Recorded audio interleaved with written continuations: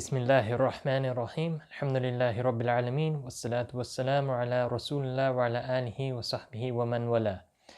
Assalamu alaikum wa rahmatullahi wa barakatuh. Jazakallah khair for joining me as I go through different hadiths pertaining to the virtues of the Qur'an. So we all know that there's plenty of chapters in the Qur'an, but some of these have been specifically mentioned in different hadiths. And over the next couple of days or few days, these are what I'm going to go through with you. So the first one, narrated in Abu Dawood and At-Tirmidhi on the authority of Abu Huraira radiallahu anhu, that the Prophet sallallahu alaihi wasallam said, "There is a surah in the Qur'an which contains 30 ayat, and it will continue to intercede for a man until all his sins are forgiven. And this surah is تبارك الذي بيده الملك." So this is Surah Mulk. In another hadith, whoever reads Surah Mulk every night, or in another narration, before going to sleep, he will be saved from the punishment of the grave. So think about it. How long are you going to live? Nobody knows, but the Prophet ﷺ said that the average lifespan of someone from his ummah would be 60 to 70 years. So now let's take a look at how long will you spend in the grave. There's already been plenty of people that have passed on, and they've spent hundreds of times more lifespans in the grave. And now, how long is the akhirah? Some narrations have said that the day of judgment will last 40,000 years. So what is our lives? What is the length of our lives compared to this? It's nothing. It's nothing. Therefore, we see that this surah, if recited with regularity every day, particularly in the night, will be a great intercessor for us, both in the grave and the hereafter, where we will be spending the majority of our time. Now, the next surahs I want to go through are Surah Falaq and Surah Nas. So these are known as Mu'awwidhatayn, or the two surahs that are used to seek refuge in Allah and the protection of Allah. So one time the Prophet ﷺ was afflicted with black magic, and these two surahs were revealed to him.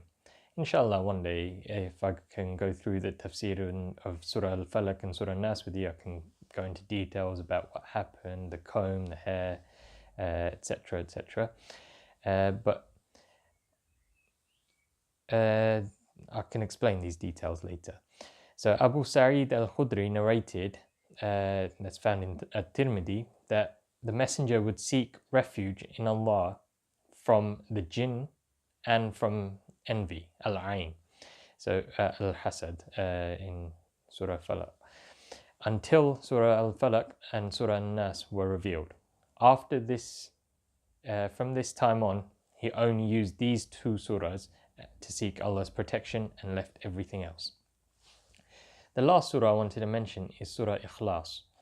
In a narration found in Surah Sahih Bukhari, the Prophet ﷺ asked if anyone could recite 1/3 of the Qur'an in one night. All the companions asked, "Who can afford to do this?" And then he said, "Surely Surah Ikhlas is equivalent to 1/3 of the Qur'an."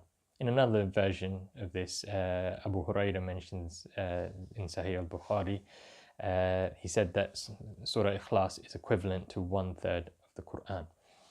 Now, does this mean that you can recite Surah Ikhlas 3 times and get the reward of reciting the entire Qur'an? This seems a bit illogical. So what scholars have mentioned is that the core meaning of Surah Ikhlas is all about the fundamentals of Tawheed. And 1/3 of the Qur'an goes on to talk about who is Allah, why worship Him, and the oneness of Allah. So this is where this fraction comes from. In another hadith narrated by At-Tirmidhi on the authority of Anas ibn Malik, a man came to the Prophet ﷺ and said, "I love Surah Ikhlas." And then the Prophet ﷺ said, "Your love for this surah will cause you to enter Jannah." So I know we like to read this surah in our salah as it's one of the shortest surahs, and we can finish our salah even quicker. But let us not forget the great rewards of it and the deeper meaning behind it. This is the oneness of Allah. This is who Allah is. Let that be our love for it rather than how short it really is.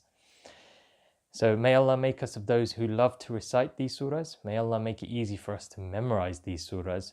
May Allah give us istiqamah and make us of those who recite these surahs with regularity every day. May Allah accept it from us, and may Allah give us the great rewards in doing so. Wa jazakumullah khair. Assalamu alaikum wa rahmatullahi wa barakatuh.